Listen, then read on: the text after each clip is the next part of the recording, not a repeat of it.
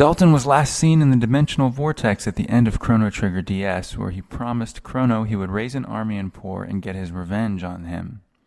As the Fall of Guardia cutscene, the events of Chrono Cross, and the words of chief writer Masato Kato confirm, Dalton did exactly that. Like Queen Zeal, Dalton always wanted to achieve immortality via the Mammon Machine. And where was the last place we saw the Mammon Machine? Well, it was at the Ocean Palace incident, where Shala and the Mammon Machine were drawn into the Dimensional Vortex. Though Chrono and his friends found a damaged Mammon Machine in the Black Omen at the end of Chrono Trigger, the Black Omen is a mysterious place that straddles time. In this interpretation of events, let's say the physical shell of the Mammon Machine encountered there was a projection from the darkness beyond time. An idea which has some evidence, given that when the party faces the Mammon Machine and the Black Omen, they're transported to a strange alternate dimension, which very well could have been the darkness beyond time, where the true form of the Mammon Machine still exists. We'll come back to this idea later, but for now it's enough to say that while the Black Omen was in the sky, the Mammon Machine existed in two planes of reality, both as a damaged shell in the Black Omen, which was being projected from its true form in the darkness beyond time. With that in mind, let's speculate what happened after Chrono Trigger. After facing Chrono at the end of Trigger, Dalton spent a lot of time in the Dimensional Vortex, getting to know the place in a way no other human ever really would. Time is relative there, so who's to say how long he ruminated on his revenge, studying the entrances and exits of the Dimensional Vortex until he was ready to strike. And who's to say what all that time in the Dimensional Vortex might have done to a person's mind, especially one such as Dalton, who was questionable to begin with. And who's to say how pleased Dalton would have been to find the Mammon Machine in there with him. With this final piece of the puzzle, it was time for Dalton to get his revenge. He traced the steps of Chrono and his party after the final encounter with them, and landed himself in 1000 AD.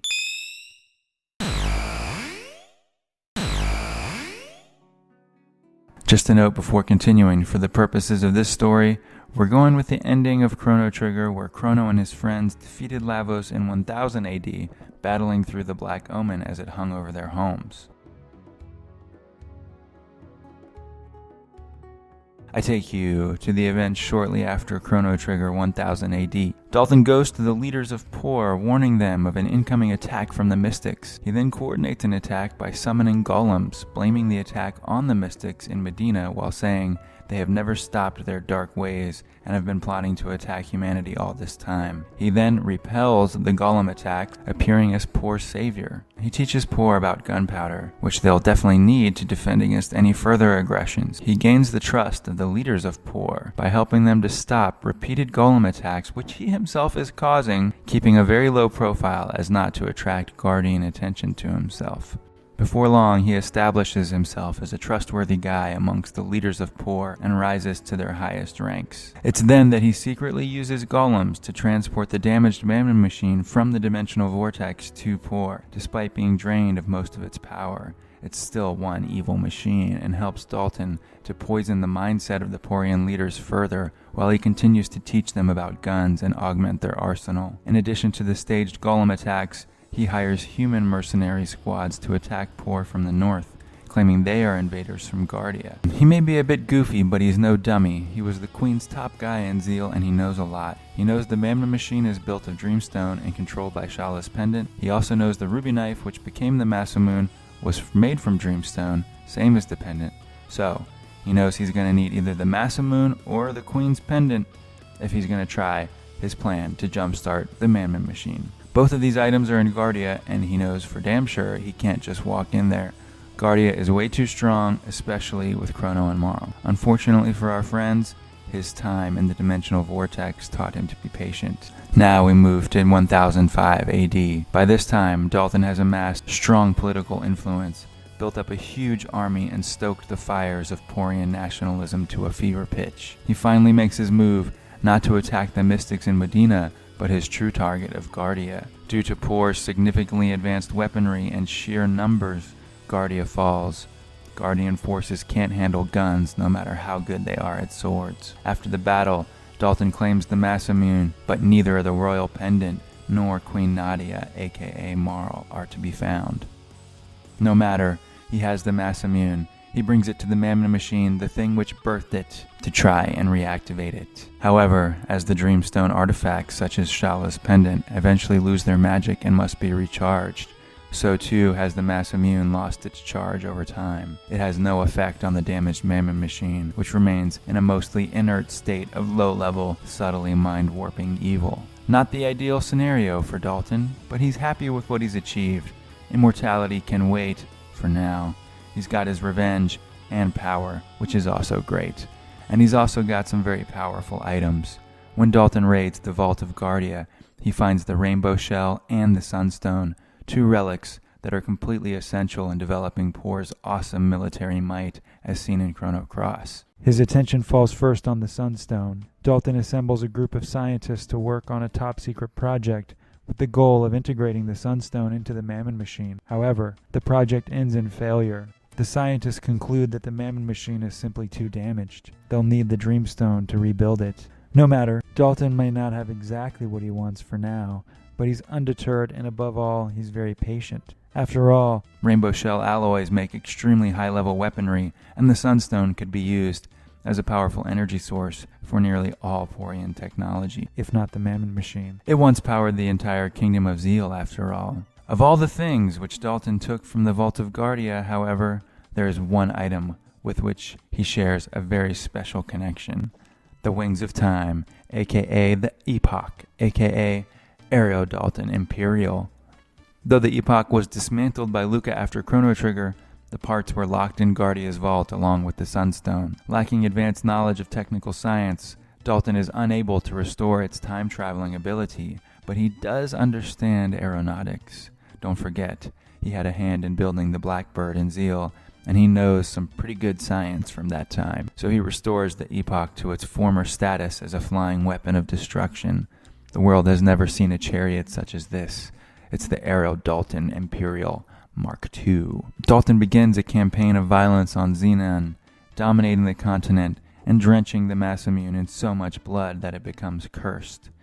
Insofar as Poor cannot be stopped, it comes to dominate the region after the fall of Guardia. This goes on for quite some time, and Dalton conquers territory after territory on Xenon. Dalton is having so much fun being an unmatched conqueror that his dreams for immortality via the Mammon machine are put on hold. That is, until one day, a panther-looking guy appears, knowing a lot about some top-secret stuff, like times of antiquity lost to history, and a giant alien parasite which used to live under the earth. This catches Dalton's ear, and he meets with this panther person. You can't just walk up and meet Dalton at this point, mind you. He's the literal king of Xenon, continually winning the war against Guardia, who, by the way, he has propped up as a puppet state with his own people. Dalton's plan for taking over Xenon so far has been bulletproof. Get the new leaders of Guardia, who answer to him, to attack whomever he wants to invade next, so Poor can swoop in there and save the local people while keeping the entire continent locked in perpetual war and dependence on him. But yes, the panther person has definitely caught his ear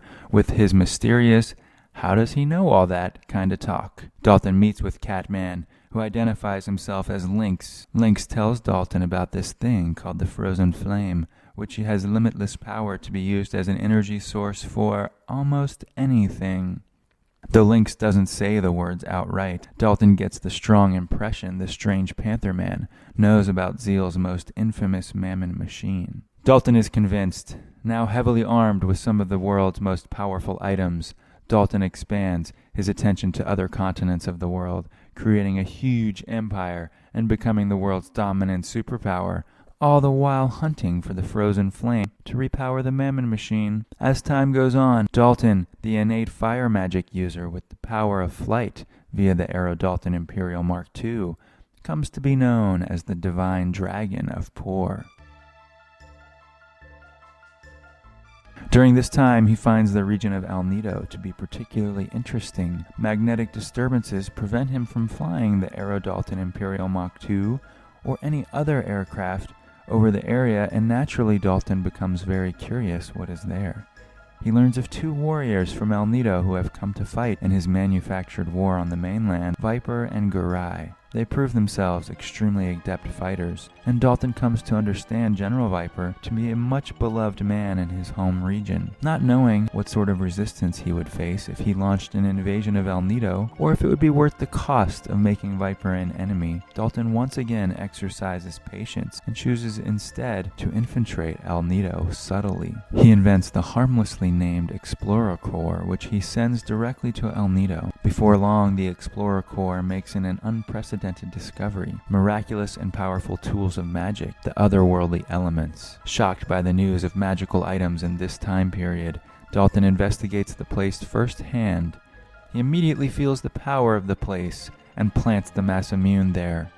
After all this time, even Dalton has grown wary of the sword's growing evil. Perhaps the aura of this place will recharge it enough to affect the Mammon Machine, or, at the very least, cleanse some of the evil energy from it. Dalton christens the area the Divine Dragon Falls and sets up a team to steal the elements found there and take them for his army. Dalton then leaves the area but sends his spies like Norris in to keep an eye on it and poke around for the frozen flame. He returns to the mainland, eager to power his army with the newfound elements. He knows that with magic on their side, it's only a matter of time before he dominates the entire planet. Now we go to 1020 AD, just after the events of Chrono Cross.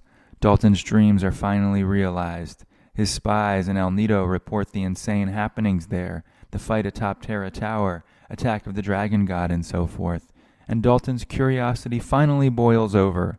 He no longer cares for the cost of a battle against General Viper and the Acacia Dragoons, who he oddly remembers as being reported dead but are strangely alive now. Besides, whatever has happened in El Nido has halted the magnetic influence, and interference and flight over the region is finally possible. The Divine Dragon brings to bear on El Nido a force with which they could never reckon. It doesn't take long to vanquish the mighty Acacia Dragoons and conquer the region in totality. Full and unrestricted access to El Nido brings Dalton to Fort Dragonia, and he becomes fascinated by the historical murals there, especially their depiction of Dreamstone and its abundance in prehistory. Remember, Dreamstone was everywhere in prehistoric times. The Iuka and Laruba tribes traded the Dreamstone as currency. But of all the jewels of El Nido, it is of course the Sea of Eden, now accessible for the first time, that is the shining gem. At long last, Dalton knows the location of the frozen flame, where it lies atop Terra Tower. With the frozen flame in hand, he orders Porian scientists to research the best method to interface the frozen flame into the top-secret Mammon Machine while pursuing other interesting facets of El Nido. One interesting thing to observe here, even as the virtual king of the world, Dalton is not immune to all forms of fear. He's already been spooked by the Masamune pretty bad, had his mind warped by both his time in the dimensional vortex and the residual evil from the Mammon Machine. But old Dalton is about to develop a new, very specific kind of psychological trauma. In Poor's investigations of Terra Tower, Dalton gets a very clear picture of some timeline where the Dragonians dominated the planet and humans were subjugated to extinction. As a human, Dalton is very pro-human, and he's appalled, disgusted, and shook to the very core by the idea of a reality where mankind is crushed underfoot as a mere footnote in the pages of history. Furthermore, he is not able to fully grasp the advanced dimensional sciences at play here, and questions surrounding Terra Tower are as frightening as the history depicted within. When will this reality come to pass? Or has it already? The unanswered questions about this confusing archaeological discovery only exacerbate the mystery, ambiguousness, and Dalton's fear of the glimpsed Reptite dimension. The looming fear of the possible impending doom of humanity sticks with Dalton, instilling in him strong xenophobic tendencies and informing many of his actions hereafter. Meanwhile, Porian research in Chronopolis starts paying dividends. a most interesting find for the divine dragon, once king, now emperor of all known regions. Access to the records in Chronopolis expand his arsenal of knowledge to critically dangerous levels. Indeed, the records in Chronopolis allow him to restore time travel functionality to the Epoch, aka Dalton Imperial, and Dalton starts to get ideas. After all, conquering the world is great, but who can say they have done so across time? Dalton's endgame is finally becoming clear to him. He uses technology in Chronopolis to expand his power and sophistication of his army before enacting the next phase of his plan. Dalton has the frozen flame. It's time once again to try and revive the Mammon Machine. Alas, the Porian scientists assigned to the project meet defeat. The Mammon Machine is simply too eroded and busted up from its time in the dimensional vortex. They need Dreamstone to rebuild it. He uses the Epoch to travel to Prehistory to find Dreamstone to repair and activate the Mammon Machine. He arrives to find humans warring with the Reptites. Dalton immediately deduces the Reptites must have later evolved into the Dragonians from the disgusting and horrifying Reptite timeline. He begins trading advanced guns and other weapons from Chronopolis tech with the humans in exchange for Dreamstone. For him, it is a win-win. He's happy to trade weapons with his ancestors in Prehistory to enrich his supply of Dreamstone, especially if it will help eliminate the Reptites and prevent them from becoming the dominant species. When the humans' most honorable leaders, Ayla and Kino, learn of what is happening, they resist. Dalton removes them and installs leaders of the Ioka and Laruba tribes that agree to form a legion and allegiance to him. The Divine Dragon. These leaders were mentioned in the previous chapter, Migo and Gigi. It's at this point that Lucca arrives and rewrites all of the future by eliminating Lavos. However, before she cracked Beach Bum's time egg, the normal flow of history into Belthasar's foreseen ultra-terrible future proceeded this way. Dalton was quite aware of his ultimate position and, much like Fate in Chrono Cross, believed he may lose his advantage if he altered the flow of time too radically.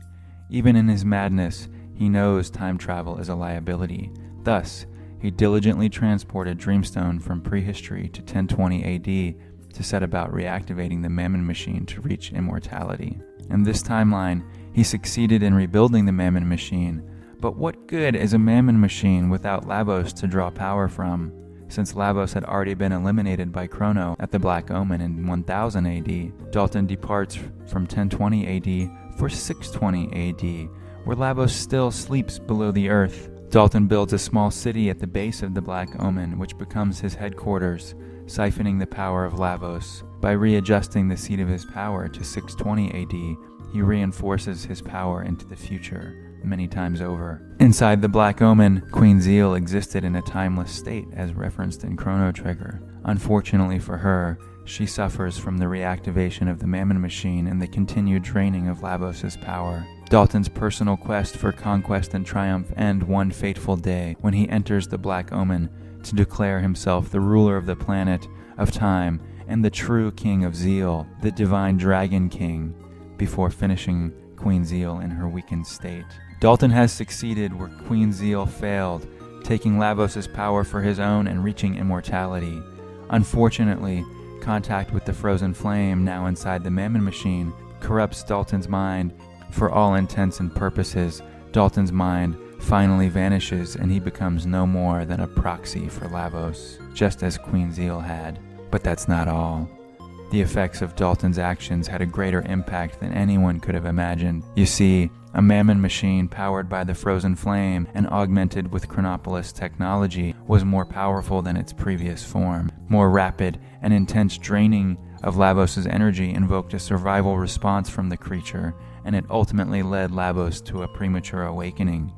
Thanks to Dalton, and this, the Keystone timeline we all know and love, the day of Lavos came 1100 years prior to its previous time, occurring now in 900 AD. This was the future Belthasar wrought by creating a reality where Dalton could access the frozen flame. As for what happened after the new day of Lavos, the Divine Dragon's eternal empire, spanning from 620 AD to 900 AD, was highly developed, and Por was able to survive the apocalypse better than most.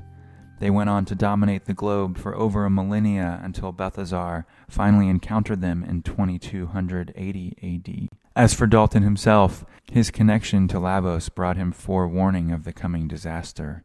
before the day of Lavos, Dalton himself retreated to 2280 AD to a stronghold he had prepared there, which was built by Reptite slaves imported from prehistory. From there, he reigned over his native timeline and the destroyed planet, all while protecting Death Peak so that Lavos' spawn could spread throughout the cosmos. There you have it, the ultimate bad ending. This was the true fate of the Keystone timeline that Belthasar inadvertently created with Project Kid and Chrono Cross. That's what you get for messing with time. Dalton's definitely going to get the Frozen Flame and mess everything up. Unfortunately for Belthasar, he didn't really get a chance to learn about all this before his time was up. Though thankfully, as we saw in the last chapter, he was able to communicate to Lucca via the temporal entanglement of the New and get her that time egg, a one-way ticket to 65 million BC. So in the next video, that's where we will return to. What happened after Lucca returned to the Dalton-ruled prehistory, worked herself into an uneasy truce with the Reptites, and killed Lavos? We'll also look at how Lucca's compassion and Azala's thirst for advanced technology led to a new villain and the start of the broken timeline in this, a version of Chrono Break.